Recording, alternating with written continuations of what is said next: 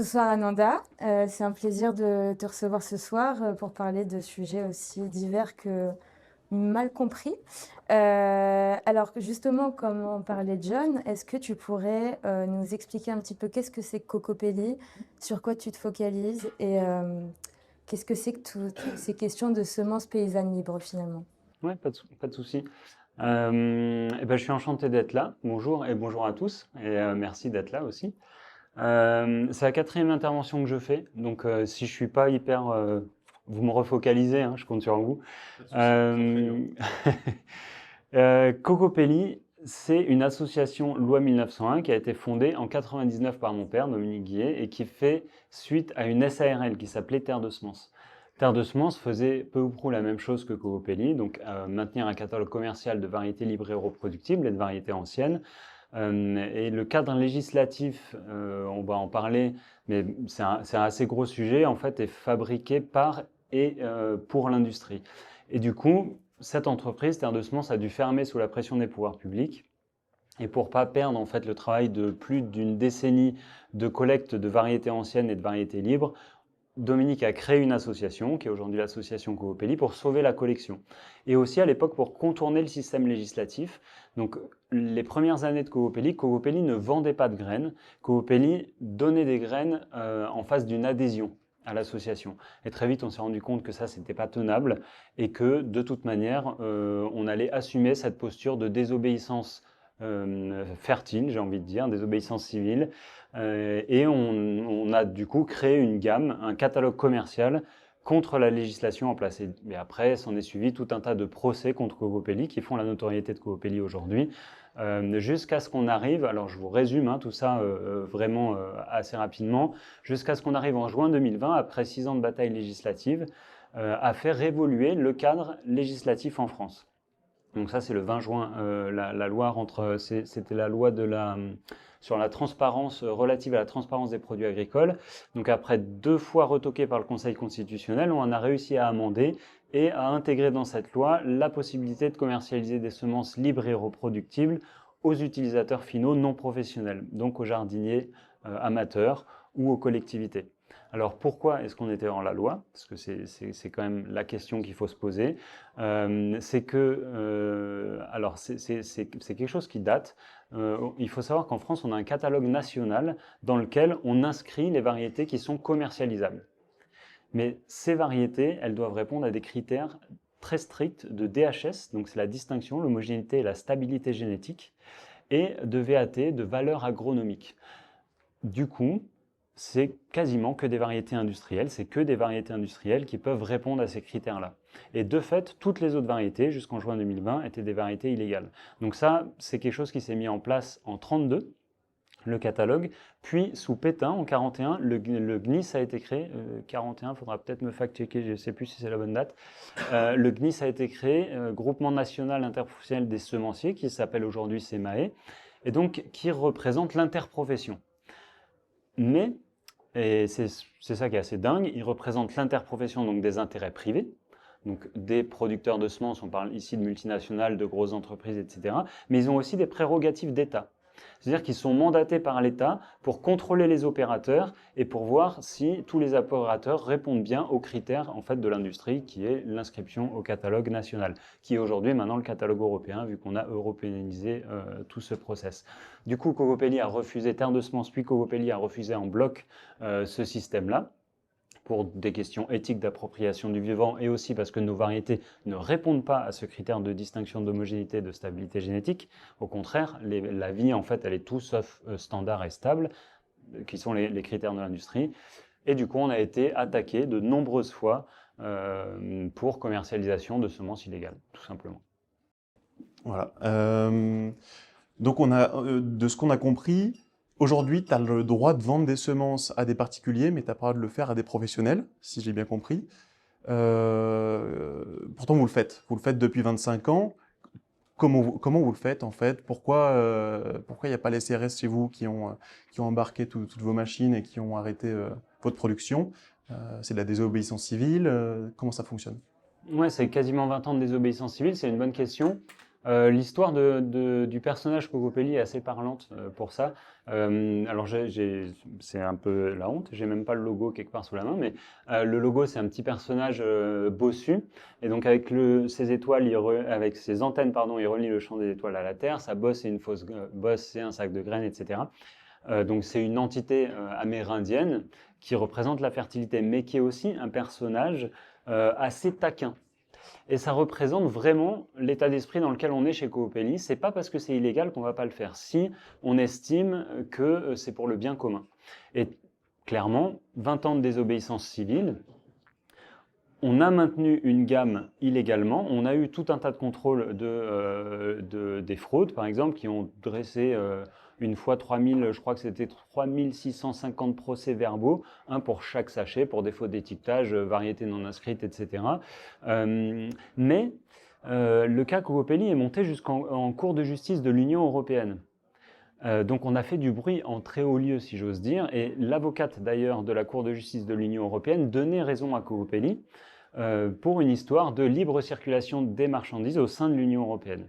Bon, derrière, ils se sont vite fait rappeler à l'ordre par les lobbies de l'agro-industrie, et au final, on a été jugé quand même... Enfin, en tout cas, on a été débouté des demandes à la Cour de justice de l'Union européenne. Mais ils ne peuvent pas simplement fermer en fait, une structure comme Coopelli pour plusieurs raisons. Déjà parce que le cadre législatif jusque-là était assez flou et on avait quand même pas mal de portes d'entrée en fait, pour faire évoluer ce cadre législatif, et on y travaille encore aujourd'hui. Hein. Là, on travaille maintenant au niveau européen. On a le règlement semences qui arrive bientôt, c'est une des actualités. Et aussi parce que Coopelli a eu l'intelligence de très vite médiatiser et très fort. L'intelligence et la chance aussi, entre guillemets. Disons que les procès contre Coopelli ont été contre-productifs pour eux en termes de communication, parce que l'opinion publique est très sensible à ces sujets-là. Personne n'a envie de manger des OGM, personne n'a envie de manger des pesticides. Vous croisez jamais personne dans la rue qui vous dit « Ah oui, moi, le système agro-industriel, j'adhère ». Donc, évidemment, auprès de l'opinion publique, on a gain de cause, et donc le sujet Cocopelli devient très vite très médiatisé, et sur toute la planète. Et du coup, à partir du moment où on est très médiatisé, ça devient quasiment impossible de nous dézinguer comme ça froidement, parce qu'on aurait levé encore plus d'indignation et au final encore plus de mobilisation. Ok, très bien. Une petite question pour terminer sur la structure un petit peu de Cocopelli. Vous êtes une association de loi 1901, c'est ce que tu disais, mais vous êtes combien en fait de salariés permanents? Je suppose qu'il y a une saisonnalité aussi chez Cocopelli. Et où est-ce que vous vous placez par rapport à d'autres groupes semenciers? Je sais pas, par rapport à Monsanto, par rapport à comment on peut acheter vos graines, c'est quoi votre modèle? Voilà, assez rapidement pour qu'on comprenne votre structure, quoi. Oui, bien sûr. On est une association à 1901, mais on fonctionne comme une entreprise. C'est-à-dire qu'on n'a pas de subvention publique, on n'a pas de mécènes, on n'a pas des fonds qui tombent ni de l'Europe ni de personne. On fonctionne en totale autonomie financière. Et l'autonomie financière chez nous, ça veut dire la commercialisation de semences et les dons et les adhésions de nos sympathisants, de nos adhérents. Donc notre modèle économique, c'est un modèle économique d'entreprise pour toute la partie commerciale qui finance toute la partie campagne de lobbying, campagne de solidarité internationale. Donc on a des campagnes à l'international où on va essayer de soutenir l'autonomie semencière et alimentaire dans les pays les plus défavorisés. On a aussi des campagnes comme Cultivons-nous qu'on mène en Europe.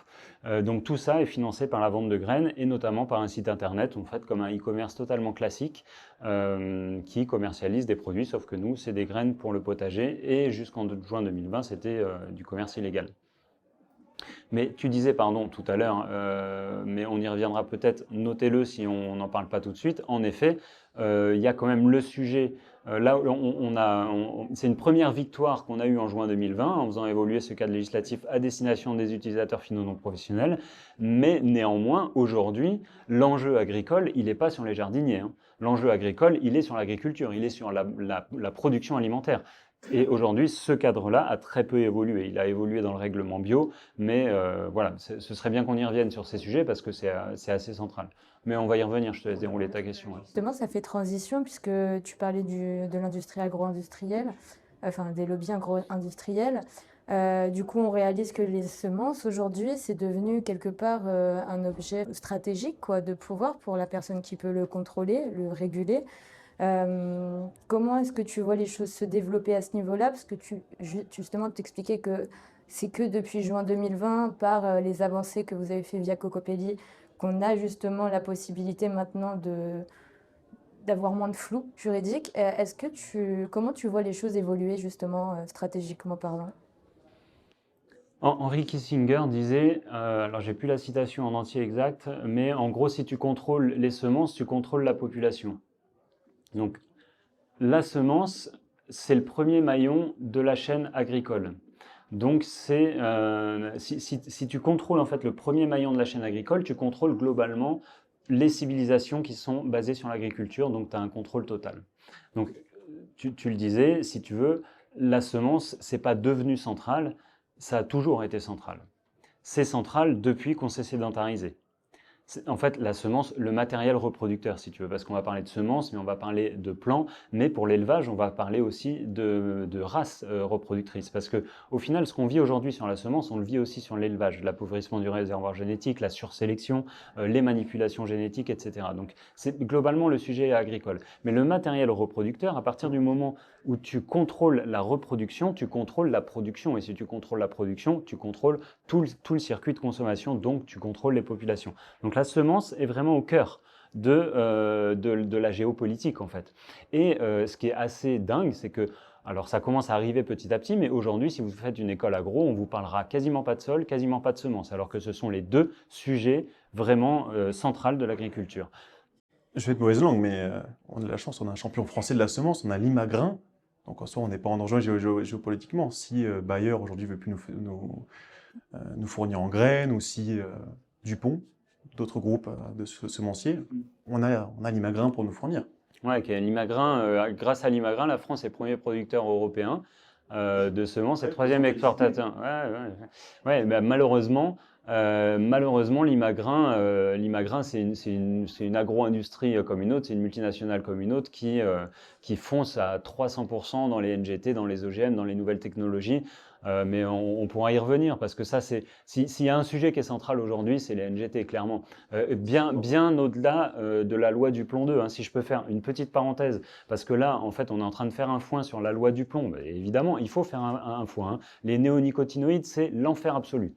On est tous d'accord là-dessus. Néanmoins, ce qui se passe là avec du plomb 2, c'est à se demander si c'est pas en fait rentrer dans le calendrier pour masquer totalement le sujet des NGT, parce que en fait le débat à l'Assemblée il est demain sur la pétition. Donc je rappelle que la pétition sur du plomb 1, la loi du plomb 1, c'est la pétition qui a eu le plus de signatures de l'histoire de France, 2,1 millions ou 2,2 millions, c'est juste absolument colossal. Donc l'Assemblée est obligée de débattre de cette pétition et ça se passe demain. Demain on est le 11 février, aujourd'hui on est le 10. Donc ça n'a aucun sens.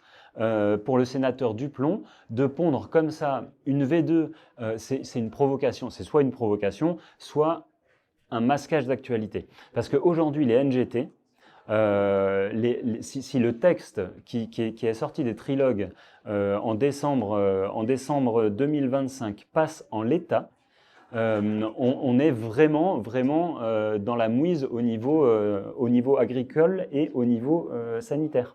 Parce qu'on va se retrouver avec des OGM absolument partout, sans étiquetage, sans traçabilité, sans rien du tout, sans le savoir. Donc les NGT, là c'est un sujet méga brûlant. C'est pour ça qu'Opelli aujourd'hui ne communique quasiment que sur ça.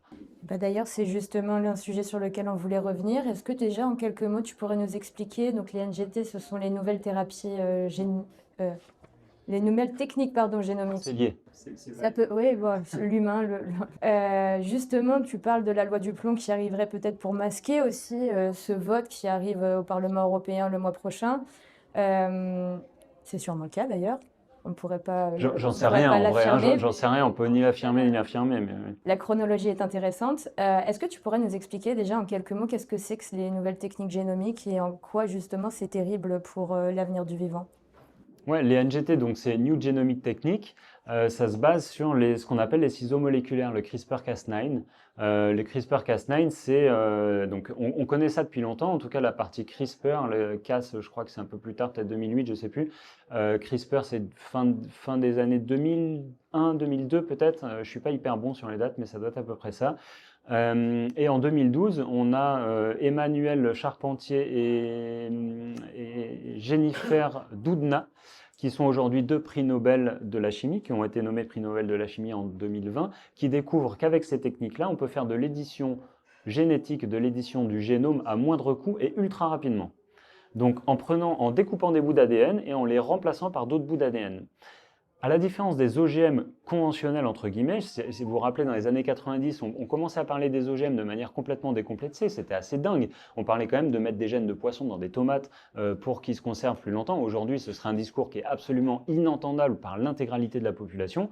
Mais les NGT, c'est des New Genomic Techniques. Donc on fait croire à la population qu'on fait des petites modifications génétiques qu'on aurait pu en fait avoir de manière naturelle en sélectionnant sur plusieurs années, avoir le même résultat. Ce qui est fondamentalement faux.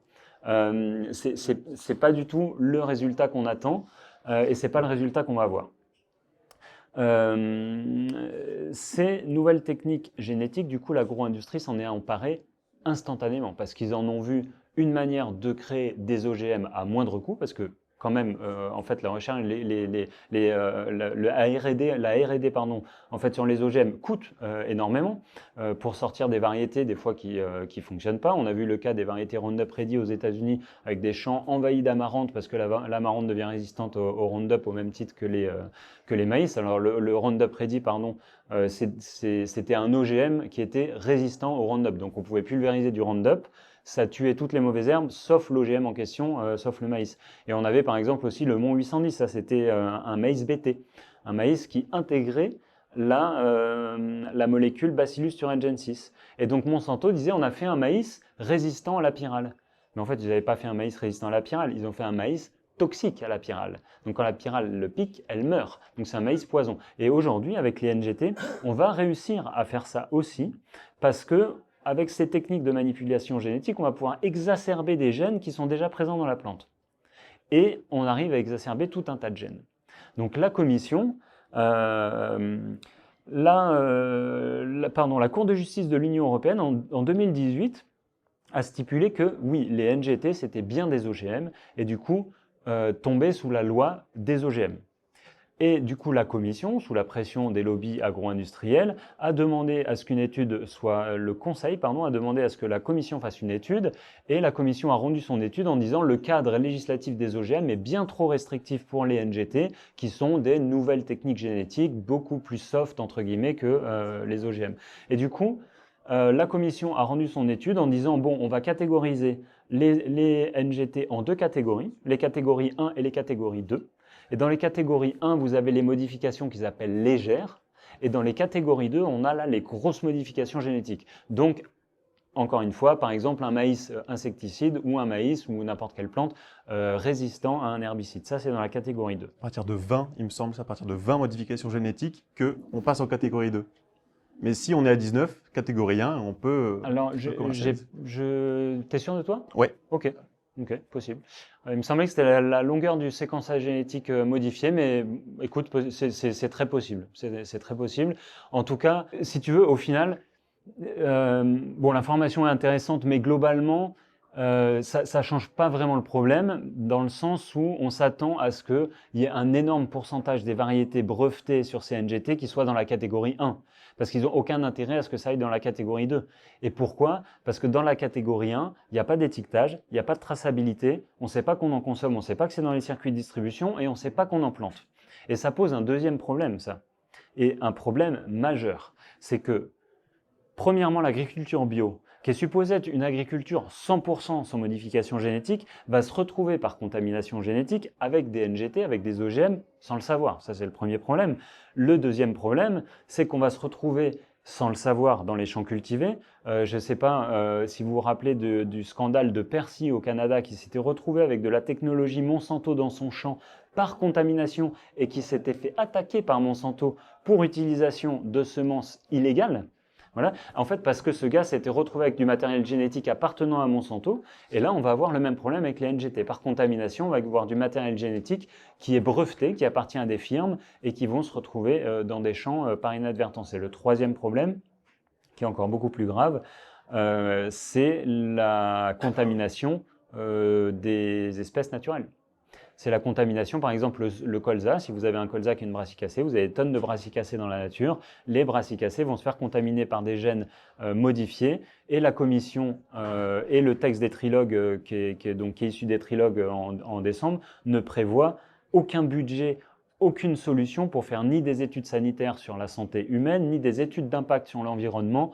En fait, on va se retrouver avec des OGM partout, sans aucun contrôle. Donc, c'est bien plus dramatique que dans les années 90 où on essayait de nous imposer les OGM. Là, on est vraiment en plein drame et à côté de la loi du plomb et les néonicotinoïdes, c'est un conte pour enfants. Bah, justement, de manière très spécifique, c'est quoi les implications pour la biodiversité, pour la nature, pour Mais l'eau le même problème, c'est qu'on ne sait pas.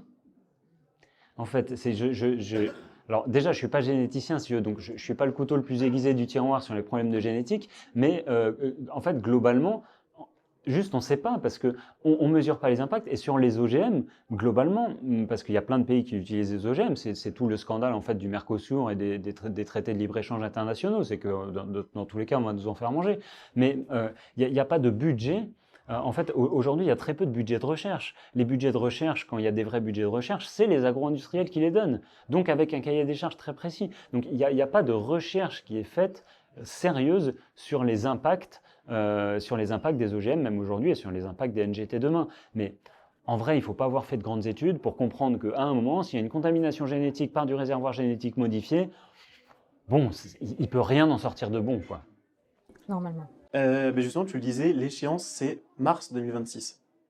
Moi, j'ai cherché à me renseigner un petit peu là pour. Je ne connais pas vraiment l'échéance. Non, mais La pour. discussion commence en mars 2026. C'est pas le vote, c'est la discussion en mars. La discussion La discussion. commence. En tout cas, c'est pas du tout présent dans le débat public. Alors que pour les OGM, voilà, on avait José Bové à la télé tous les jours, on n'était pas content, les Français, on voulait pas d'OGM. Les NGT, on n'en parle pas. Ah, écoute, ça me déprime au plus haut point. C'est pour ça qu'on met autant de moyens en ce moment à essayer de faire des vidéos, de réunir des personnalités publiques. Donc là, on a fait une lettre ouverte. On a des gros créateurs de contenu qui ont signé. On a Spicy Moustache qui a signé hier, Alessandro qui est un ami aussi, qui cumule des gros comptes. On a Yann Arthus Bertrand. On a des gens d'un peu tout bord politique qui signent cette lettre. Gilles-Éric Serralini, etc. Donc on essaye de mobiliser. On a fait un appel chez Toxin ce matin aussi dans la matinale pour essayer de faire signer cette lettre ouverte. Donc avec Alessandro Spicy Moustache, lui, il va essayer de diffuser l'information plus sur la partie anglophone, vu qu'il a une grosse communauté anglophone. On essaye de faire du bruit, mais il n'y a aucun média qui veut nous parler, hein. Enfin, je parle de médias un peu mainstream. Il n'y a aucun média mainstream qui a envie de parler des NGT. Là, je pense qu'ils ont des instructions très claires de ce sujet, c'est motus et bouscouju, parce qu'il nous reste 2 mois. Il faut tenir les 2 mois, il faut que les parlementaires y tracent. Une fois que c'est voté, si le texte est voté par le parlementaire, la commission va suivre de toute manière, il valide derrière. Et après, il nous reste 2 ans de sursis. Et dans 2 ans, en 2028, ça rentre en application. Ça leur laisse pile le temps de faire la recherche et le développement sur les NGT parce que ça va très vite. Très vite. Hein. Contrairement aux OGM où il fallait du temps, là ça va très vite. Ils sortent des trucs in vitro, ça leur coûte rien et ça va super vite. Donc d'ici 2028, bon si ce texte il passe en l'état, je veux pas être déprimant, mais là ça va être sombre. Et d'ailleurs, pour parler de 2028, puisque du coup les conséquences d'un tel accord, s'il passait, se ressentiraient pas tout de suite, mais du coup dans 2 ans.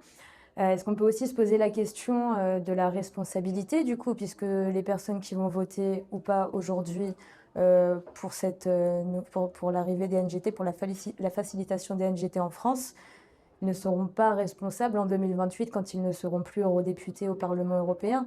Donc comment est-ce qu'on fait finalement pour contrer un système, mais surtout une manière de prendre des décisions qui n'impactent jamais personne, si ce n'est les habitants, enfin la population en premier lieu, quoi. Je ne sais pas répondre à cette question. De toute manière, tu vois la vitesse à laquelle ça avance aujourd'hui. Enfin, on nous sort des sujets, on ne sait même plus où donner de la tête, on n'arrive même plus à suivre, que ce soit politiquement parlant, mais au niveau de l'écologie. Ouais, je sais même pas quoi dire. Enfin, Moi, ça me scie, ce système-là politique me scie parce que dans tous les cas, et on l'a vu par le passé, on l'a vu avec les scandales sanitaires qu'on a pu avoir, on l'a vu avec tout un tas de sujets en fait liés à l'agriculture, à la médecine et tout ça, où en fait ils ont une espèce d'impunité, où ils signent des trucs qui vont impacter les populations sur des décennies à venir et où personne n'est responsable de rien. Et ça, c'est vraiment dramatique parce que pour le coup, là, quand on parle d'écocides avec les pesticides, on est clairement face à des écocides. Enfin là, les NGT, on est à sa puissance 10. On est à sa puissance 10. On vit déjà un effondrement de la biodiversité, particulièrement chez les insectes, chez les plantes aussi. La vie du sol, je vous en parle même pas. Vous écoutez le couple bourguignon, enfin, c'est juste hallucinant. En fait, à la manière dont on a bousillé nos sols avec le remembrement, avec les techniques agricoles modernes. Et attention, je jette pas la pierre aux agriculteurs, hein. Je suis moi-même agriculteur, c'est un métier qui est hyper dur. Il y a des chaînes d'endettement qui sont infectes. Les agriculteurs sont aussi les premières victimes de ce système-là.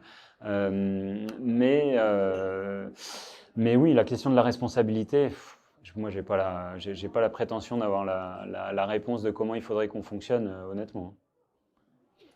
En tout cas, en cas d'écocide, en cas de catastrophe biologique qui arriverait, toutes les espèces sont remplacées par une espèce mutante ou quoi, on a la chance d'avoir dans le Svalbard un coffre-fort avec toutes nos graines qu'on stocke, chacun met ses variétés. Est-ce que tu peux nous en parler un petit peu, ton avis sur ça? Je crois que c'est assez controversé comme... Ouais, je les aime bien tes questions. Moi, j'appelle ça la morgue. Parce que en fait, si tu veux, alors déjà, bon, il faut toujours regarder d'où vient le fric. Svalbard, c'est financé par les grands philanthropes. Donc là, on va parler de Bill et Melinda Gates, de Soros, de Rockefeller. Bon, généralement, Ça sent pas bon. ouais, avec un minimum d'odorat, tu sens qu'il y a c'est un petit arrière-goût, quoi. Ils veulent pas préserver le vivant Non, du tout. En fait, mais ce qu'il faut comprendre, parce que ce truc-là est hyper intéressant, si tu veux, c'est en tout cas dans la novlangue, on va nous parler en effet, préserver le vivant en cas de cataclysme, donc la main sur le cœur, on préserve les ressources génétiques. Alors il y a 2 points. Le cataclysme, on est en train de le vivre, clairement. C'est-à-dire que quand on a 33 000 personnes qui meurent de faim tous les jours, quand on a un agriculteur qui se suicide tous les 2 jours, quand on a 5 millions d'enfants qui sont affamés et qui meurent de soif tous les ans, on est en plein cataclysme. Quand en fait dans Svalbard, tu as plusieurs centaines de milliers de variétés de riz adaptées à tous les biotopes, tous les terroirs, tous les climats, et que l'intégralité de la population bouffe du riz blanc dénudé de tout nutriment, on est en plein cataclysme alimentaire. Donc ces variétés n'ont rien à faire sous la glace, elles doivent être dans le champ des paysans. Et après, pourquoi est-ce qu'ils font ça? C'est pas pour rien. C'est que eux, ce qu'ils font, c'est pas une réserve de variétés à préserver, c'est une banque de gènes. Donc eux s'en servent de ces variétés. Et si tu regardes, quand on va libérer un pays d'un dictateur, par exemple, et qu'on vient faire table rase sur la Syrie, on fait une plaque nette à un endroit où on avait un lieu avec un pouvoir d'achat plus élevé qu'en France. Qu'est-ce qu'on fait en tout premier lieu? On pille les bibliothèques et les banques de graines. Parce que c'est le savoir et le premier maillon de la chaîne alimentaire. C'est le réflexe. C'est les 2 pillages qu'on fait. Et le deuxième pillage des semences, allez vérifier ce que je dis, il y a des articles qui ont été écrits là-dessus. C'est pour ça que je cite la Syrie, ouais, parce que le pillage de la Syrie atterrit directement à Svalbard. Enfin, c'est Svalbard, mais c'est un scandale innommable ce truc, c'est un scandale innommable. Ces variétés, on veut les cultiver. Ils les ont volées et ils les mettent sous la glace. Et à la place, en fait, ils vont remplacer par des nouvelles technologies, des variétés modernes, surproductives, etc., qui menottent les paysans, pieds et mains liés, à un système absolument pas souverain et à un système juste à l'opposé de ce qu'est la paysannerie. Justement, on a reçu Kyria hier, avec qui on a parlé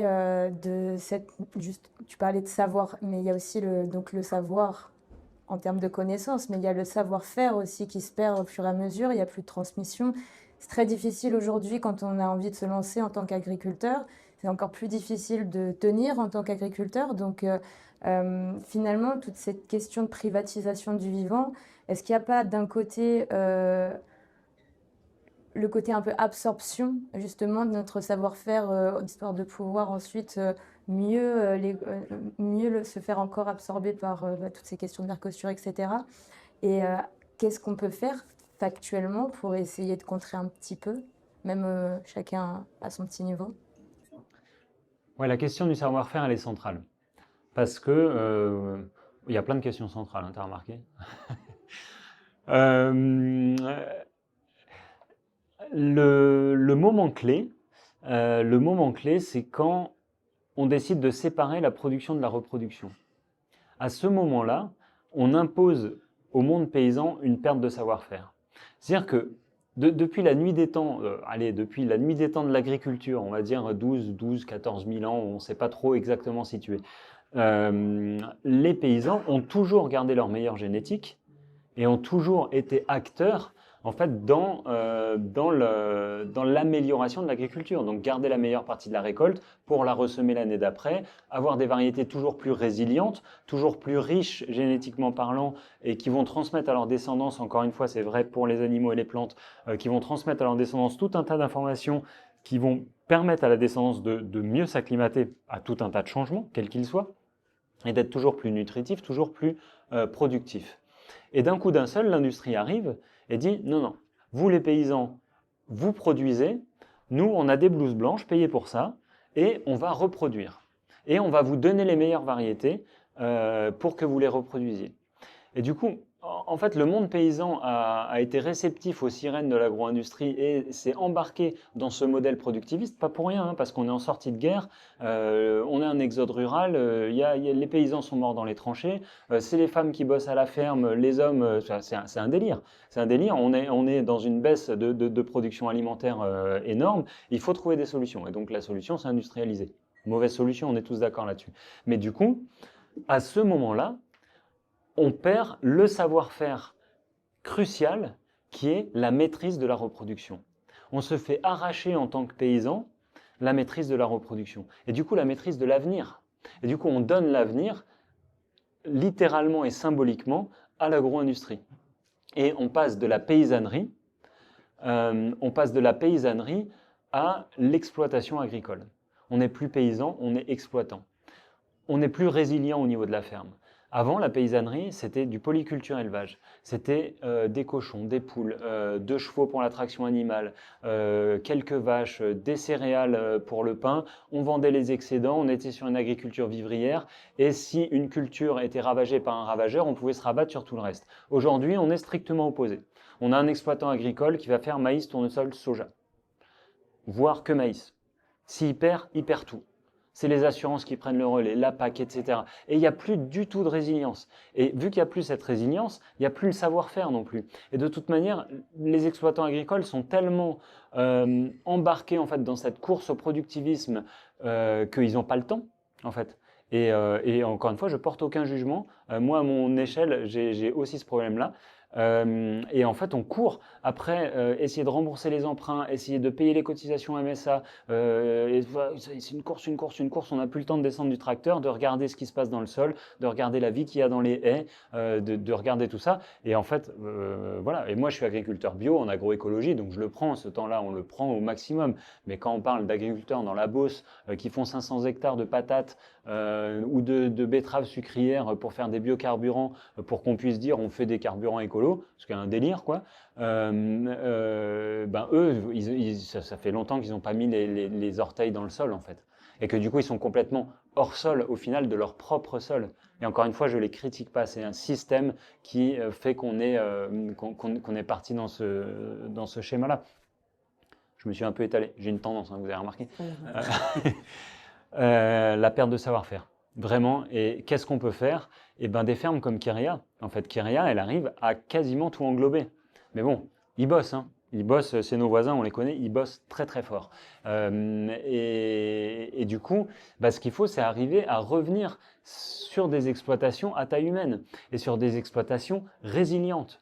C'est le mot, il faut être résilient aujourd'hui. Parce qu'il y a énormément d'aléas dans tous les sens. Voilà. Donc il faut pouvoir encaisser ces aléas. Et pour encaisser ces aléas, il faut être à taille humaine. Et on se rend compte que quand on y arrive, quand on arrive à sortir de ce carcan d'endettement, de ce carcan de dette, dans tous ces pièges en fait, dans tous ces pièges qui sont autour de l'agro-industriel, des agro-industries pardon, et aussi de l'Europe, parce que c'est l'Europe hein, qui gère tout ça avec la politique agricole commune, qui fait qu'aujourd'hui on produit plus de primes que de denrées alimentaires. Quand on arrive à s'extraire de tout ça, on voit qu'individuellement, voire familialement, on vit mieux. On n'a pas forcément moins de revenus, des fois même plus, beaucoup moins de stress. On ne s'empoisonne pas avec des pesticides et on n'empoisonne pas nos consommateurs. Tu disais tout à l'heure, c'est après la guerre en fait qu'on est passé de paysans à agriculteurs. Euh, je crois que c'est notamment parce qu'on ne savait pas trop quoi faire de nos stocks de produits chimiques, notamment l'agent orange, etc. Peut-être que tu peux nous en parler. D'où vient en fait l'agro-industrie, enfin l'agriculture de nos jours. Également, l'agriculteur devrait être en capacité de récupérer ses semences, puis de les replanter pour l'année d'après. Donc c'est ce qui a toujours été fait. Tu gardes 20% de ta production et ensuite tu vas récupérer les graines. Je crois que c'est plus possible aujourd'hui à cause d'un type de semence. Tu peux nous en parler, peut-être des semences F1. Alors attends, je réfléchis juste par quoi je commence. Oui.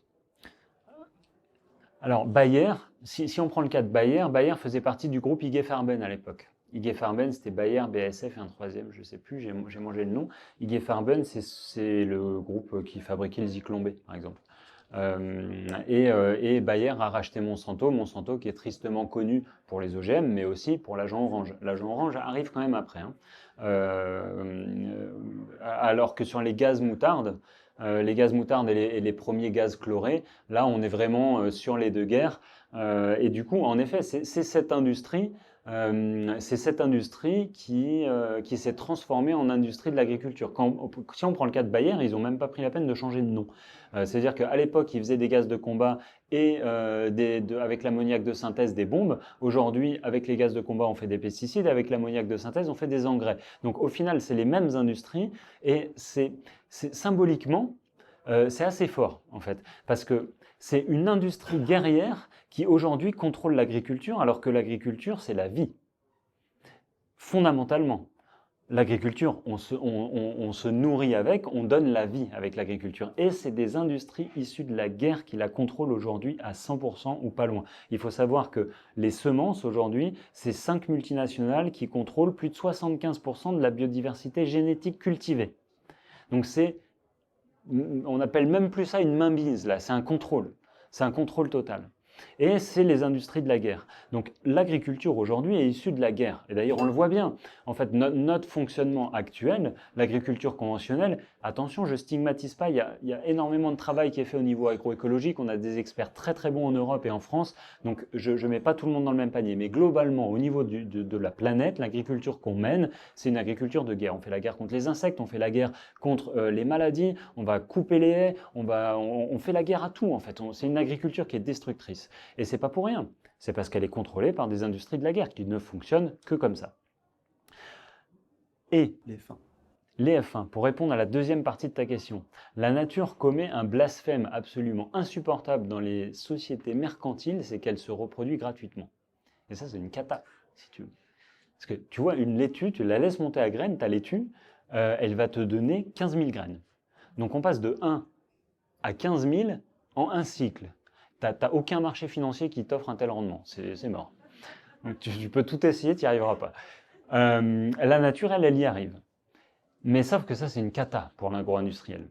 Parce que le principe même de la gratuité va à l'encontre de toutes les valeurs de l'agro-industrie. Donc, les hybrides F1 répondent à cette problématique en partie.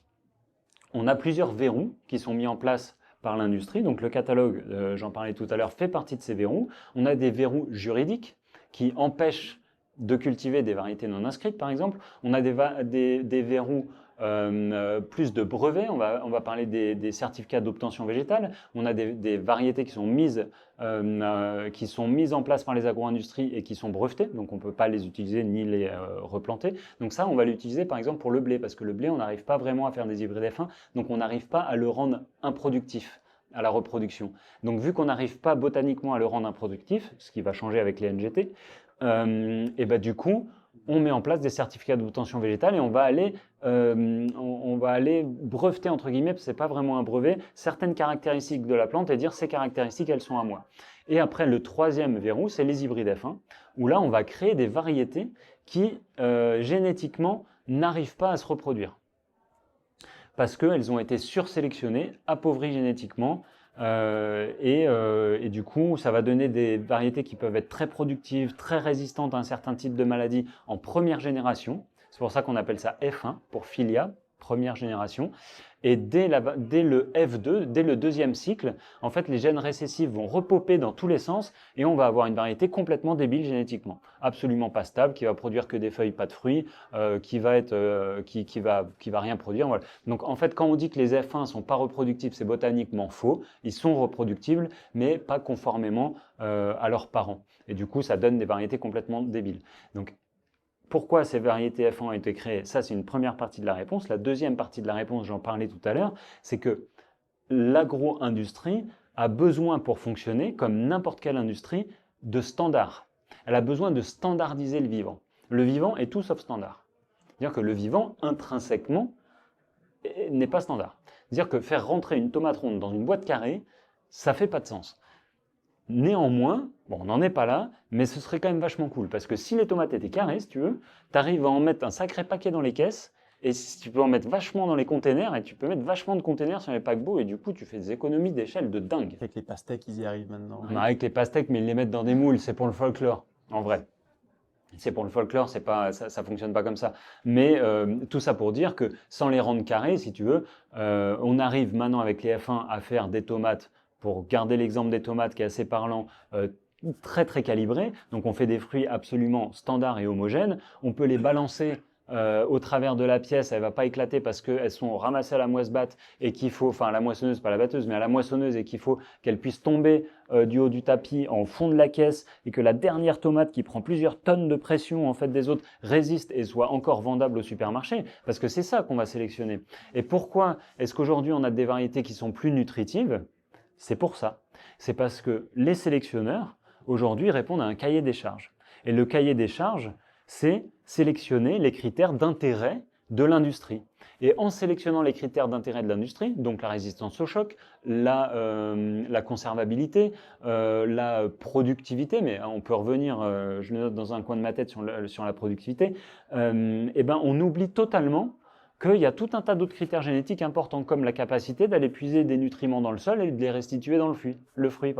Et ça disparaît. Et du coup, on a des légumes qui sont certes, productifs, on va dire, mais en fait qui sont vides. Et pourtant, quand on se nourrit en tant qu'humain, on se nourrit de vitamines, de protéines, d'acides aminés, on se nourrit de tout un tas de choses qui n'existent pas aujourd'hui dans les fruits et les légumes et les denrées alimentaires de l'agriculture agro-industrielle. Et juste pour terminer sur la productivité, j'insiste sur ce point-là. Quand on nous vend de la productivité avec les variétés modernes, c'est faux. C'est faux, c'est une fausse productivité. Parce que si pour le riz, vous avez besoin de manger 2 kilos de riz pour avoir les mêmes valeurs nutritionnelles de 500 grammes d'une variété nutritive, ce n'est pas de la productivité, ça. En fait, c'est un rideau de fumée. Et c'est même pire que ça, parce que si c'est cultivé en fait avec des néonicotinoïdes, avec des herbicides systémiques, et en fait non seulement c'est vide de nutriments, mais en plus c'est toxique. Et on voit que plus on s'engouffre dans les nouvelles technologies agricoles, plus les gens meurent de cancer, de maladies cardiovasculaires, de diabète, d'obésité, etc. On a tout faux. On a absolument tout faux. Moi, de ce que je comprends, en tout cas, alors déjà des OGM et des NGT, et même juste de la démarche de manière plus générale, c'est qu'on essaye de reproduire finalement sans reproduire les réels éléments importants de la plante. Alors, ce que j'ai compris, parce qu'on avait eu une conférence de Juan Branco justement la semaine dernière à Lille, on avait eu une introduction par un agronome aussi, qui nous expliquait que la plante, en fait, comme tu le disais un petit peu tout à l'heure, en fait, au fur et à mesure de ses cycles, en fait, elle apporte quelque chose à sa croissance qui font qu'elle devient meilleure finalement au fur et à mesure de sa vie et de sa revie finalement. Enfin, de sa reproduction. Voilà, vraiment, je parle sur 20 ans, sur des décennies. Donc, qu'est-ce qui fait qu'aujourd'hui, voilà, même, oui, mais voilà, mais donc, qu'est-ce qui fait qu'aujourd'hui, il y a une industrie, certes pour de l'argent, mais qu'est-ce qui fait qu'on ne laisse pas le naturel faire? Qu'est-ce qui fait qu'aujourd'hui, on va dans ce sens-là? Puisque ça a l'air d'être un non-sens simple. Il faudrait aller leur poser la question directement, parce que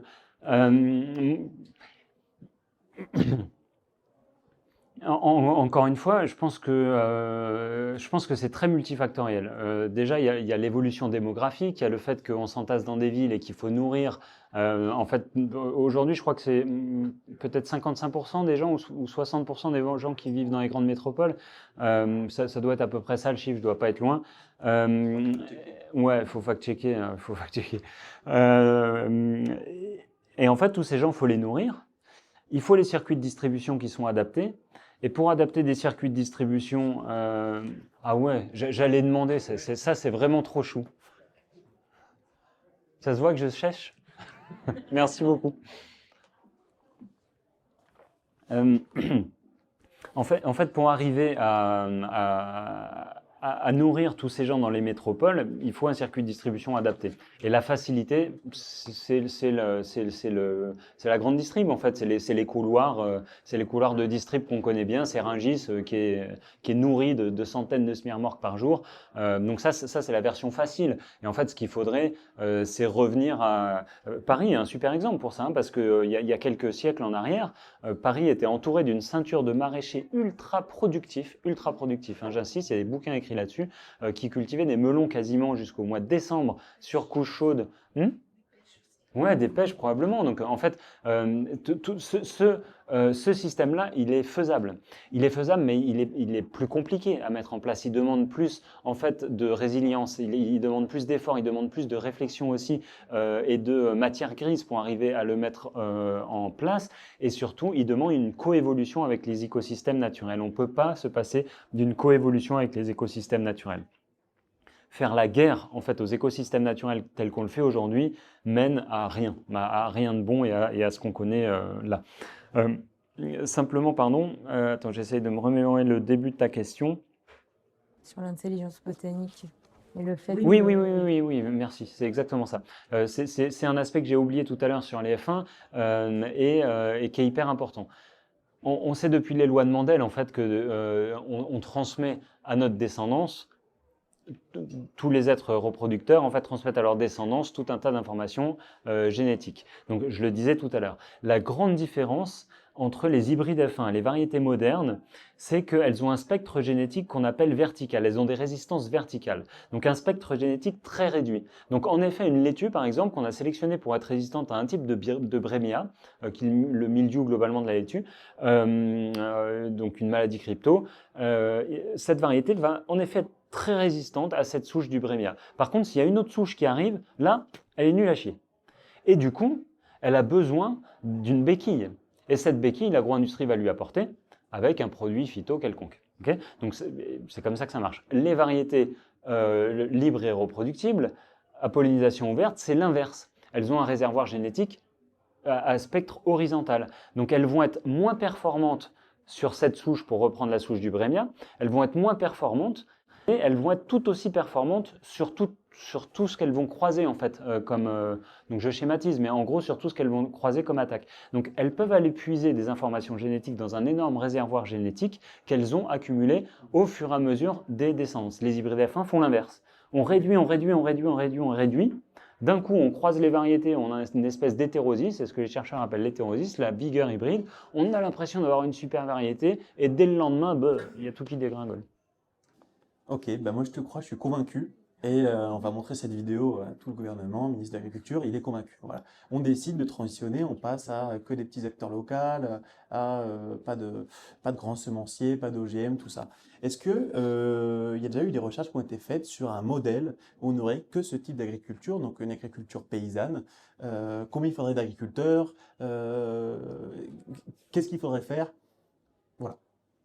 Parce qu'aujourd'hui, oui, comme tu dis, il y a des agriculteurs qui cultivent 500 hectares de champs, c'est quand même assez pratique. Oui. Bon, il y a beaucoup de chômeurs, hein, je ne sais pas si tu as remarqué, mais Ah oui. du coup, si on met tout ça dans des petits hectares et qu'on met des gens à travailler dedans, déjà, on règle le problème du chômage. Non, mais bon. Ouais, mais on paye plus sur notre bouffe. Mais alors, attends. Là, tu me lances sur trop de choses. Vas-y, ça fait plaisir. On paye plus cher de bouffe. Je rebondis là-dessus vite fait. Dans les années 50, on avait 40% du budget alimentaire d'une famille qui partait sur un produit agricole brut. Donc 1 kilo de blé, 1 kilo de riz, une tomate, une pastèque, une pomme, ce que vous voulez. Un produit brut, non transformé. Chiffre de 2020, on est à 3 ou 4%. Chiffre du ministère de l'Agriculture. Histoire qu'on me... Alors, corrige-moi, je dis une bêtise? Je crois qu'on est entre 10 et 12% de budget alimentaire, si c'est de cette Ah non, non, je parle de budget alimentaire brut.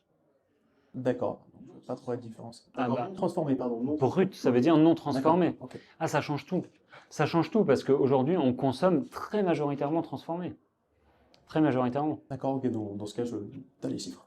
Oui, il me semble que c'est ça. Les chiffres, ils sont dispo. Si jamais je dis une bêtise, c'est possible. Franchement, des chiffres, j'en ai plein la tête. Des fois, je me loupe.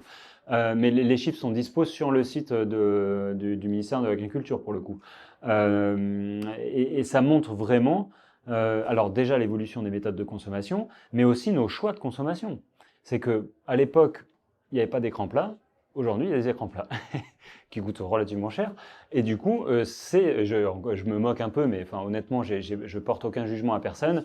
Mais c'est des choix de consommation. Quel budget on veut mettre dans l'alimentation? Est-ce que c'est plus important d'avoir des loisirs ou, et encore une fois, je ne porte pas de jugement, j'ai des loisirs aussi. Est-ce que c'est plus important ça ou mettre son budget dans une alimentation saine qui, au final, à long terme, va nous faire des économies, hein? Parce que, enfin, en tout cas, au niveau sociétal, on fait des économies parce que le coût sociétal en fait de désastre sanitaire de l'agriculture moderne, on a du mal à le quantifier tellement il est énorme, hein. Parce qu'on parle de soigner tous les cancers, soigner toutes les maladies cardiovasculaires, soigner l'environnement qui est en train de mourir. Donc tout ça, c'est des coûts cachés de cette agriculture qui sont colossaux. Donc en fait, cette agriculture nous coûte très très très cher. Ça, c'était pour la partie, ça va coûter plus cher. En effet, ça va coûter plus cher, c'est évident si on part sur ce modèle-là. En tout cas, dans un premier temps. Mais bon, je ne veux pas te déprimer. En fait, allez, mettons que... Ah merde, désolé. Alors, mettons qu'on décide de changer comme ça d'un claquement de doigts vers une agriculture agroécologique. Là, aujourd'hui, si on ne parle pas d'utopie mais de réel, ce qui se passe demain, c'est une famine, hein. Tout simplement parce qu'on a tué les sols. Et qu'en fait, il faut des années pour reconstituer des sols. C'est très facile de les bousiller, c'est beaucoup plus dur de les régénérer. Et du coup, aujourd'hui, si vous allez dans la Beauce, dans la Brie, où vous avez en fait 1 mètre de polystyrène à la place du sol, avec des cultures qui ne survivent que grâce aux engrais issus de la pétrochimie, vous n'allez pas faire de l'agroécologie sur ces sols-là sans passer déjà un paquet d'années en fait, à faire du semis sous couvert, à faire de l'engrais vert, à ramener de la matière organique. Regardez les chiffres, pour pas que je dise de bêtises sur les chiffres, regardez les chiffres sur la disparition des vers de terre. Vous saviez que les vers de terre, c'est la première biomasse animale sur la planète. Donc, sans vers de terre, on ne peut pas avoir un sol vivant. Parce qu'on va avoir un sol qui va pas drainer en fait, qui va ruisseler, on va avoir une érosion mais juste absolument dramatique. On n'a plus de vie dans le sol, on a besoin des vers de terre. Aujourd'hui, on passe de plusieurs tonnes de vers de terre à l'hectare dans un sol vivant à quelques individus qu'on compte à l'individu, genre 4 ou 500 individus par hectare de sol mort. Enfin, c'est juste absolument dramatique. Faire revenir ces vers de terre, il ne suffit pas de faire revenir un camion de vers de terre et de les verser sur le sol. Il va falloir ramener cette vie, il va falloir ramener toute la faune et la flore, en fait, replanter des haies. On ne peut pas se passer des haies. Le remembrement agricole, c'est 24 000 à 35 000, un truc comme ça, kilomètres de haies qu'on dézingue depuis les années 60. Et c'est pour ça que les sols s'assèchent. C'est pour ça qu'on a du ruissellement. C'est pour ça qu'on a des inondations. C'est parce qu'on a coupé les haies. C'est pas à cause du réchauffement climatique, qu'on soit très clair. Quand on nous dit mais le réchauffement climatique assèche les sols, non, non. C'est pas le réchauffement climatique qui assèche les sols. C'est les sols asséchés éventuellement qui pourraient faire se réchauffer le climat. Mais faut pas inverser les rôles là. C'est qu'on a séché les sols. On est en train de créer Arrakis, pour ceux qui connaissent Dune. Je suis un grand fan de Frank Herbert. On est en train de créer une planète désert à grands coups de produits chimiques et à grands coups d'agriculture intensive. Donc avant de penser à cette utopie-là, j'aimerais bien, je pense pas le voir de mon vivant, il faut commencer, c'est central, vraiment central pour le coup, là c'est vraiment central, à reconstituer nos sols, vraiment. Et c'est long, c'est long. Bah, du coup, par quoi ça passe? Comment est-ce qu'on... Parce qu'on parle d'un sol qui serait mort, du coup, là.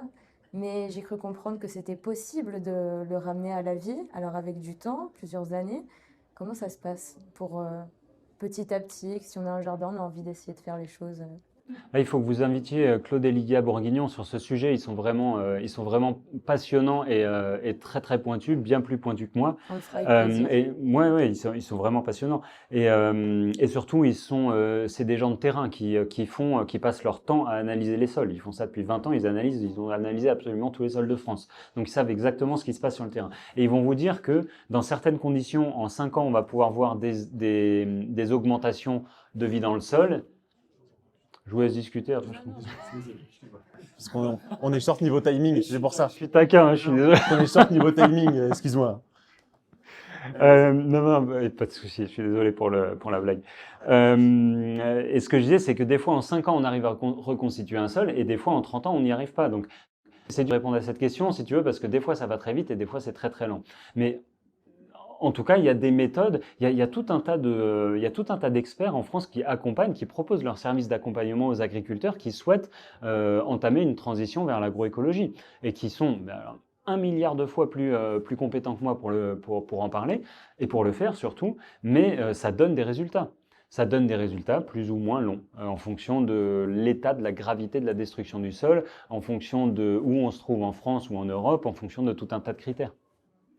Mais tout est possible en fait. C'est une question de volonté. Alors juste pour enfoncer un peu le clou sur cette idée-là, c'est que là où on va avoir du mal quand même, et ça rejoint un peu ton utopie, c'est qu'on va avoir du mal à entamer une vraie transition agroécologique sans une volonté étatique. Parce que globalement, il y a besoin de sous, hein.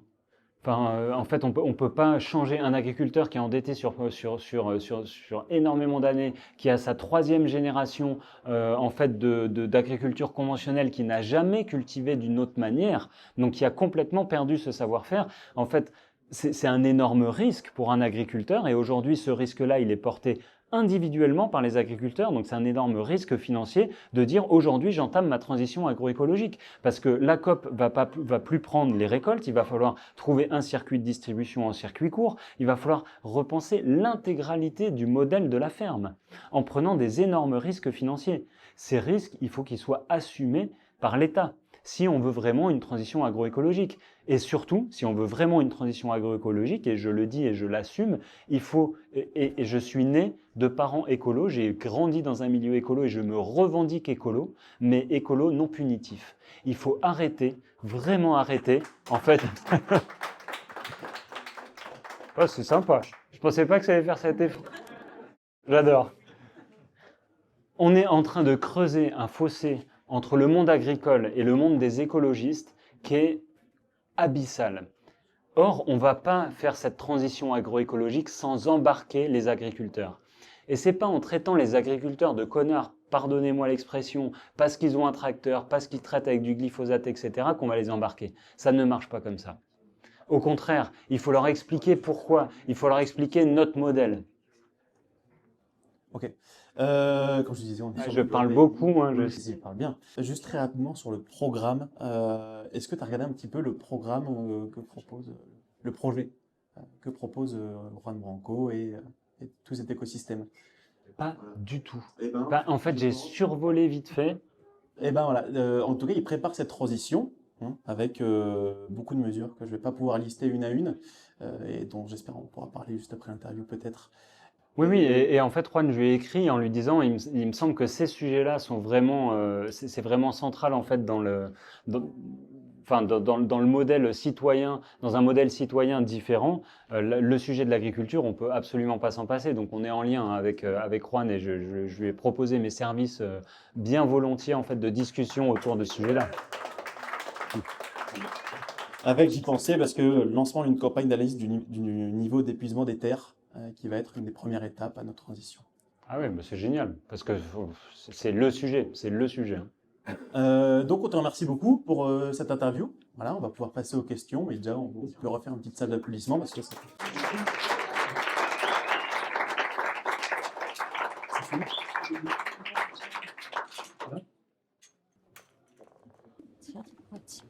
Même sans micro, il y a. Allez. Non, du coup, on se connaît évidemment, mais tu disais qu'on ne va pas faire cette révolution sans embarquer les agriculteurs, mais de la même manière, on ne va pas faire cette révolution sans embarquer les écologistes et même les scientifiques. C'est-à-dire que comment est-ce qu'on fait pour que tout le monde se mette à partager le même point de vue? Comment aller chercher les écolos? Ouais. Ouais, c'est une super réflexion que tu as, Thomas, évidemment, parce que, en fait, c'est un peu ce que j'ai essayé de faire avec la lettre ouverte là, qu'on fait sur les NGT. J'essaye vraiment de faire signer des personnalités publiques, dont tu fais partie d'ailleurs, sur cette lettre-là, pour montrer qu'on est tous en fait concernés, on est tous concernés par ce sujet. S'il y a un drame vraiment pour moi aujourd'hui, dans le paysage politique, dans le paysage des écolos, dans tout, c'est que on a un débat là aujourd'hui droite-gauche, on a un débat en fait qui est en train pour moi de faire de devenir un non-sens, qui est en train de devenir dogmatique, et on n'est plus capable de s'écouter les uns et les autres. Encore une fois, moi je me revendique du milieu écolo, mais je me revendique pas du tout moralisateur. Et du coup, je pense que pour embarquer les écolos, dont je fais partie, j'insiste là-dessus, parce qu'aujourd'hui, dès qu'on fait un pas de côté, on est considéré complotiste ou d'extrême droite, ce qui sont des étiquettes qui me sont collées en permanence, et ce qui n'est absolument pas le cas. Pour embarquer les écolos, je pense qu'il faut vraiment arriver à leur faire comprendre que la production alimentaire ne se fait pas en ville, déjà, parce qu'une majorité des écolos aujourd'hui, des écolos médiatiques, de ceux qui construisent le monde des écolos, ce sont des citadins. Donc, côté de la réalité agricole, tout comme les ruraux sont déconnectés des réalités des villes, c'est pas un reproche que je fais, c'est deux mondes radicalement différents. D'ailleurs, à Paris, on parle de la province. Voilà. Nous, on parle de tout un tas de villages, pas que de Paris, mais Paris parle de la province. Et en fait, blague à part, il y a une méconnaissance réelle de ce que vit un agriculteur, quelles que soient en fait ses opinions politiques, quelle que soit sa religion, qui cultive en bio ou en conventionnel. On ne peut pas savoir ce qui se passe chez un agriculteur si on ne s'est pas levé à 3h30 du matin ou à 4h du matin pour aller traire les vaches. En fait, tous les jours, jours fériés compris, vacances compris, etc. Ce métier-là, c'est un métier qui est ingrat au possible, très peu rémunérateur, et c'est pas pour rien qu'on a un suicide tous les 2 jours. Donc, pour embarquer les écolos, il faut arriver à leur refaire prendre conscience que si eux, en fait, leur choix de consommation peut changer assez vite, donc ça veut dire qu'on peut décider d'arrêter, d'aller au monop et d'aller plutôt à la biocop, à coup de trottinette électrique, c'est... Non, je peux pas te laisser dire ça. Non, non, non, non. Non, non, non, non, non, on en parlera si tu veux après, mais non. Non, pour le coup, et j'ai des griefs contre Biocop pour certaines raisons, contre le national, mais non, Biocop, c'est pas monop. Pour le coup, vraiment pas. Mais ce que je voulais dire, c'est que l'acte de changement en ville est assez simple. C'est avant tout une décision, une prise de conscience. On se dit, ah bah en fait demain j'arrête de consommer comme ça, je vais plutôt consommer comme ça. À la campagne, l'acte de changement c'est autre chose. Ça veut dire que changer ses méthodes agricoles, c'est un vrai projet sur plusieurs années. Donc se passer d'un 4x4, quand en fait on habite au fin fond de la campagne sur des routes qui sont en permanence embourbées, quand on a des écolos qui viennent dire votre 4x4 et tout, bah oui mais en fait ta trottinette électrique elle passe pas là, et puis je peux pas tirer la remorque avec. Je blague un peu, je suis désolé, c'est pas du tout un jugement. Au début, mais finalement c'est à toi d'être résilient dans cette histoire, c'est-à-dire que c'est pas les écolos qui vont venir vers toi, c'est à toi d'aller les chercher, donc d'organiser et aux autres d'organiser des tables rondes, je sais pas, mais de mettre les gens autour de la table, mais eux vont pas faire le premier pas et l'effort d'aller vers toi aussi. Si. D'aller les prendre dans ton giron et d'avoir cette résilience. Moi, c'est mon combat depuis 20 ans d'emmener tout le monde dans mon giron, pas que les écolos, tout le monde, absolument. Mais oui. Mais non, mais je pense, si tu veux, pour nuancer un peu, que le gros problème de ces milieux, c'est qu'il y a quand même un peu d'entre-soi, c'est vrai. Et du coup, il y a une grande ouverture d'esprit, mais au sein même de ces milieux. Et il manque un pas, en fait, en dehors de la boîte, en dehors de ces cercles un peu de bien-pensance qui sont un peu fermés et qui gagneraient, en fait, à s'ouvrir un peu pour prendre en compte la réalité de ce qui se passe autour.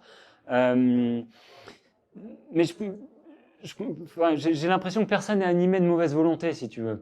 Tout le monde a quand même envie d'aller dans le bon sens. Mais on est tous pris dans des espèces de dogmes idéologiques. Tout à l'heure, je parlais du climat, c'est pas pour rien. C'est parce que le climat, aujourd'hui, pour moi, c'est devenu un dogme idéologique. C'est-à-dire qu'au-delà des faits scientifiques, au-delà de ce qu'on peut en penser individuellement, si aujourd'hui, vous nuancez certains propos, vous êtes directement catalogué climato-sceptique. Bam, on vous met une étiquette et vous ne pouvez plus parler à personne. Et il y a tout un tas de sujets comme ça, où bam, on vous met une étiquette et vous êtes blacklisté d'à peu près partout. Ça m'est arrivé, hein. Donc je parle vraiment en connaissance de cause, pas particulièrement sur le climat, sur tout un tas de sujets. Donc je pense que s'il y a vraiment un petit truc à faire, ce serait qu'on arrive à s'affranchir de ces dogmes, à s'affranchir de, en fait, l'autre est mon ennemi juste parce qu'il pense un tout petit peu différemment de moi. Parce qu'au final, je le disais tout à l'heure, et c'est pour ça que j'utilise ce combat des NGT, si tu veux, pour essayer de fédérer, c'est parce que personne, de aucun bord politique, vous ne trouverez personne dans la rue à qui vous allez dire « Est-ce que tu veux bouffer des OGM ? Ah ouais, j'en veux, donne-moi en plus. » Jamais, personne. On est tous d'accord là-dessus. On est tous d'accord là-dessus, on a tous la même idée là-dessus. On veut tous en fait que nos agriculteurs vivent convenablement et qu'ils arrêtent de se suicider.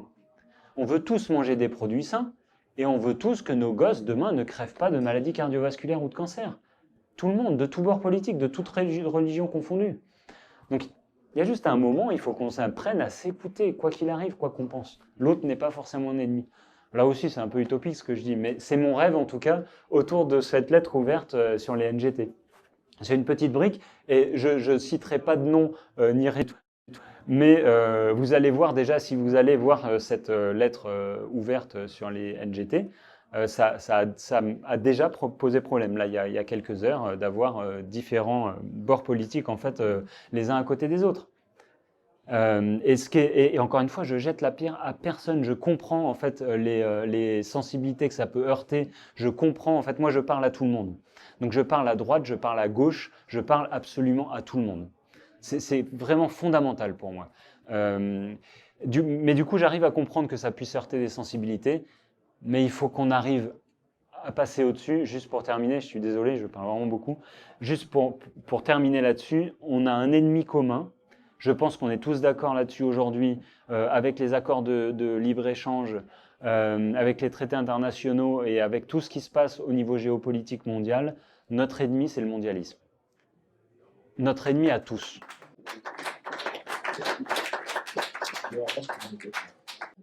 Est-ce qu'on sait aujourd'hui quelle est la part de la terre qui est cultivée par l'agro-industrie à proprement parler, ou plutôt pour des entreprises plutôt familiales? Est-ce qu'on a ce rapport ou pas? On l'a, mais je ne l'ai pas en tête. Ouais. Parce que je pense que par rapport, donc ma question vient, parce que c'est pas vraiment une question, je pense que comme tu le disais, tu n'as pas le droit de vendre à des professionnels. Et comment on pourrait faire justement pour ramener les professionnels dans notre domaine, enfin, dans notre combat? Est-ce que ça pourrait passer par peut-être des... Alors, comment ils savent que c'est des professionnels qui achètent? J'imagine que ça va être sur la taille de la commande peut-être, ou des choses comme ça. Mais est-ce qu'on pourrait pas mettre en place un réseau où c'est des particuliers qui achètent, qui derrière, je sais pas, redonnent, ou enfin, mettre en place un système où ce serait des particuliers qui achètent, qui donnent ça à des professionnels et les professionnels ils s'en occupent? Alors, en fait, en effet, c'est une question à tiroir. Si tu veux, le fait que ce soit interdit de vente aux professionnels ne veut pas dire qu'on ne vend pas. Nous, on vend. Hein. On vend à des professionnels et on les a dans notre catalogue client comme n'importe quel client. Donc, si on a envie de nous contrôler là-dessus, on peut. Donc, c'est pas parce que c'est illégal qu'on le fait pas. Le deuxième problème, en fait, c'est que aujourd'hui, ça rejoint un peu ce que je disais sur le sol.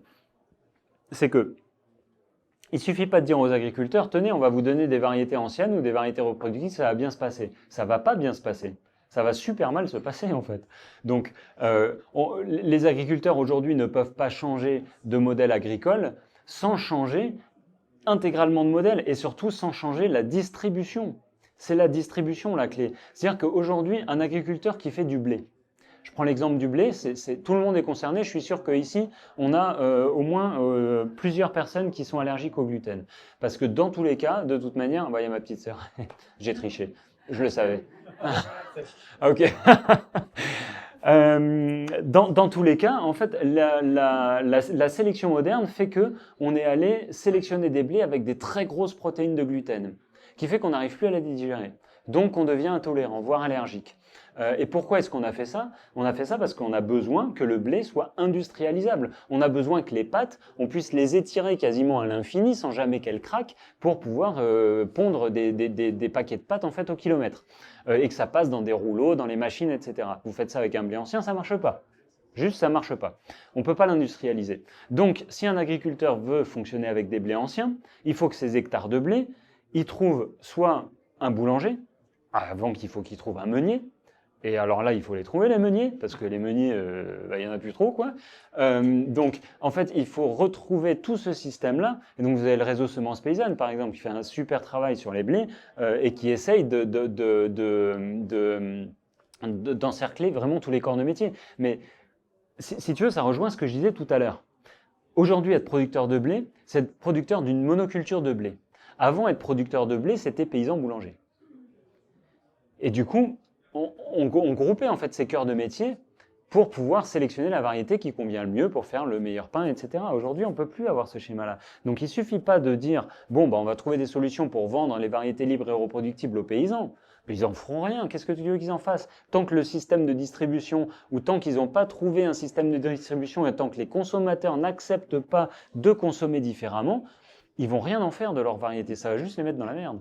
Les consommateurs, ils font avec ce qu'ils peuvent. C'est le serpent qui se mord la queue, tu as raison. Encore une fois, je jette la pierre à personne. On est plus ou moins quand même forcé dans ces méthodes de consommation. Et voilà, moi, les tomates, à part chez la City, je ne les connais pas. J'ai jamais fait de tomates cerises, je ne parle plus, je ne connais pas. Du coup, je voulais savoir, ce qui était interdit, c'était à la vente, c'était la graine, le fruit ou la sauce tomate. Ouais, c'est une très bonne question. C'est que j'ai pas été assez clair. En fait, on parle vraiment du matériel reproducteur. Donc, quand on parle de matériel reproducteur, on va parler d'un tubercule, d'une graine ou d'un plant. Donc, la législation, elle s'applique vraiment sur le matériel reproducteur. Donc, si tu veux, c'est une super question que tu poses parce que c'est complètement dichotomique. Ça veut dire que Coopélie, pendant 20 ans, était dans l'illégalité. On n'avait pas le droit de vendre. Par contre, vous aviez le droit d'acheter. Et surtout, les légumes issus de ces variétés-là pouvaient et peuvent être complètement commercialisés sans aucun problème. Donc c'est complètement schizophrénique hein, comme sujet. Et merci de ta question parce que ça me permet de rebondir sur une note que j'avais dans la tête sur les agriculteurs pros. Aujourd'hui, on a bénéficié entre guillemets ou on a pu anguiller au niveau des États membres, la France, le Danemark, etc. sur des espèces de flous juridiques européens. Là, on met le paquet sur les NGT, mais direct derrière mon dossier de presse, j'ai fini de le rédiger la semaine dernière, qui fait 13 pages sur le règlement semences. Là, l'Union européenne est en train de retravailler son règlement semences pour imposer un règlement unifié à tous les États membres. Et dans ce règlement semences, il y a des trucs, c'est des dingueries, pour parler jeunes, des dingueries. Notamment, sur les pros, l'interdiction de... je l'ai dit tout à l'heure, ça ou pas? Eh non, c'est la 4e fois que je le dis aujourd'hui. Non, ok. Donc, l'interdiction... 7e heure d'interview. T'as vu, je suis frais encore. Hein voilà. Ouais, après, je vais m'effondrer quand même. Mais, l'interdiction entre agriculteurs de s'échanger des semences. Et alors là, c'est complètement lunaire. C'est qu'aujourd'hui, le CNIS, par exemple, va vous dire, mais où est le problème? Les agriculteurs, ils ont le droit de s'échanger des semences. C'est vrai, ils ont le droit. Bon, personne ne va leur acheter, mais ils ont le droit. Demain, avec le règlement semences qui est en train d'être voté, qui est en discussion trilogue en ce moment, les agriculteurs n'auront plus le droit d'échanger. Alors, je vais nuancer mes propos, ils auront le droit. Mais confinés dans un département ou dans une localité qui sera la prérogative de l'État membre, donc c'est la France, pour la France, qui va décider quel va être le cercle en fait, de l'égalité d'échange des variétés, mais dans une quantité donnée. Donc ça veut dire que si la France décide, encore une fois c'est une prérogative des États membres, si la France décide que pour le blé, les agriculteurs n'ont pas le droit de se donner plus d'1 kilo de blé, paye ta grosse blague, ils n'auront pas le droit de se donner plus d'1 kilo de blé, mais enfin là, je pense que le mot qu'on peut utiliser, c'est totalitaire, hein, sans trembler du menton trop. Et le troisième aspect, c'est les agriculteurs n'ont plus le droit d'avoir des échanges commerciaux sur du matériel reproducteur. Donc ils n'ont pas le droit de se vendre entre eux la meilleure partie de leur récolte. Je ne sais pas si vous arrivez à mesurer en fait la gravité de ce règlement-là. Parce que l'agriculture a toujours fonctionné sur un modèle d'échange économique depuis que l'économie, quelle qu'elle soit, existe. Et c'est cette méthode-là qui permet d'inscrire l'agriculture dans un cercle vertueux. C'est les échanges et la vente de semences entre agriculteurs. Parce que c'est eux-mêmes qui contrôlent la meilleure partie de leur génétique pour la donner à leurs voisins. Et surtout la faire voyager. Cette histoire de localité, c'est abject. C'est absolument scandaleux. Je crois qu'il y a une dernière question, on fait rapidement. Ah, C'était juste à propos des monnaies locales qui pourraient peut-être relancer l'économie locale et favoriser ce modèle dont vous parlez, peut-être. probable. J'avoue, j'ai très peu de connaissances ni sur le fonctionnement, ni sur les vrais impacts, mais probable, très probable. De toute manière, toutes ces initiatives-là vont en général dans le bon sens selon moi. Ouais. On va peut-être prendre 3 questions d'un coup, peut-être pour pouvoir les regrouper et derrière pouvoir. Ok. Alors, on va faire 2 par 2. Alors, vas-y. Ils sont un peu seuls ou est-ce qu'il y a des gens qui aident un peu comme Aurélien Barraud, comme Lydia, Claude Bourguignon, Le Bec-et-Loin et plein d'autres? Comment ça se passe en fait à ce niveau-là? Est-ce qu'il y a un réseau qui est en train de se faire en France et en Europe? Ouais, je vais répondre à cette question. Une, deux. Les agriculteurs ont une relation assez commune avec les cuisiniers. Et je me demandais, est-ce qu'il y a beaucoup des chefs plutôt connus qui ont des marchés pour ça? Oui, bah, du coup, c'est quasi la même question. C'est qui, Philippe? Attends, on est vraiment short sur le timing là, ça? Moi, j'adore parler, hein, vous avez remarqué, donc j'ai le temps. Oh bah c'est parfait, écoute. C'est pour moi quasiment la même question. Et alors non, on n'est pas seul. On n'est pas seul, on n'est pas assez accompagné. Mais vous êtes là ce soir, donc c'est gentil déjà. Et après, bah, la ferme du Bec-et-Loin, Charles est un ami, donc on a des liens évidemment sur tous ces réseaux-là. Je pense qu'on paye les frais à Covopelli aussi d'une certaine époque, un peu en arrière, en fait, avant que je prenne la direction de l'association. Mais bon, c'est encore vrai aujourd'hui où vraiment dans les milieux écolos, on a du mal à se mettre d'accord, quoi. Et il y a des égos, il y a des luttes internes. Et encore une fois, je jette la pierre à personne. Si je m'exprime de cette manière-là, c'est aussi que j'ai un certain ego. Il y a besoin d'avoir cet ego-là pour être à l'aise en public et pour s'exprimer de cette manière-là et d'avoir une petite partie d'arrogance aussi. Je pense qu'on a tous un peu ça dans les milieux écolos et du coup, des fois, ça frite. Et mon rêve, c'est quand même qu'on arrive à, en tout cas, c'est mon chemin personnel en ce moment, d'essayer de passer au-delà de tous ces conflits internes pour vraiment se grouper et faire front commun. Et du coup, si on veut pouvoir un peu équilibrer ce rapport de force, il faut absolument qu'on arrive à faire front commun. Donc c'est mon travail en ce moment. Voilà, j'étais juste avant de venir ici une bonne heure avec une personne justement sur ce sujet-là, de réussir à renouer des ponts qui ont été brisés par le passé avec Covopelli, mais avec aussi d'autres, pour arriver à lutter. Et la question des chefs, elle est très intéressante parce que les chefs étoilés ne cuisinent pas n'importe quoi. Et ils ont besoin de produits de qualité, pour faire en fait de la cuisine ultra qualitative et à valeur ajoutée ultra élevée. Et donc évidemment, on est en lien avec des chefs. On a Alain Passard qui nous soutient depuis longtemps.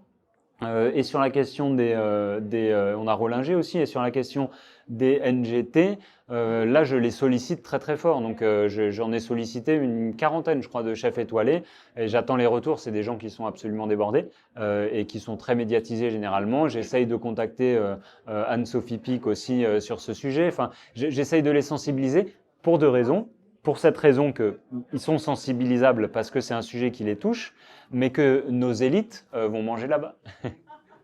Eh oui. Attendez.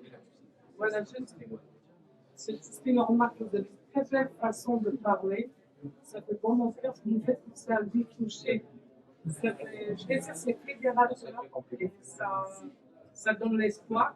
Et ma question, c'était, est-ce que de côté labo, côté scientifique, de ces gens qui sont en train de mettre en place suite à des OGM, est-ce qu'il y a une prise de conscience chez eux aussi, où ils s'en foutent réellement parce qu'ils vont manger eux? Merci déjà pour le compliment. Louis Fouché est un ami à distance aussi, on se parle de temps en temps. Et j'adore son approche aussi fédératrice. En effet, je pense que c'est vraiment très important de fédérer. Je ne saurais pas répondre à ta question parce que je parle pas en fait avec ces gens-là. Malheureusement, on ne sait même pas d'ailleurs trop qui c'est, et on va découvrir, en fait, on va découvrir ces chercheurs-là quand ils sortent de la boîte et qui virent de bord, en fait. Et on a tout un tas de chercheurs comme ça, comme Christian Vello par exemple, sur les OGM, comme Gilles-Éric Serralini, qui ont fait en fait des études. Alors Gilles-Éric Serralini, je ne sais plus exactement son parcours, mais qui sont des produits de la science, des produits de ces labos, qui ont des grosses compétences, en fait, des grandes compétences sur ces organismes génétiquement modifiés, par exemple, ou sur les pesticides, et qui, à un moment, vont complètement changer de bord et vont devenir des militants anti-OGM ou anti-pesticides. Et voilà, mais c'est à ce moment-là qu'on arrive à leur parler. Avant ça, on ne les connaît même pas. Pour répondre à la question, il y a Tom Sinclair qui disait qu'il est très difficile de faire comprendre quelque chose à quelqu'un dès lors que son salaire dépend du fait qu'il ne la comprenne pas. Moi, j'arriverai pas à la répéter au micro, mais bien joué. C'est ça, pour répondre à la question, il est très difficile de faire comprendre quelque chose à quelqu'un dès lors que son salaire dépend du fait qu'il ne la comprenne pas.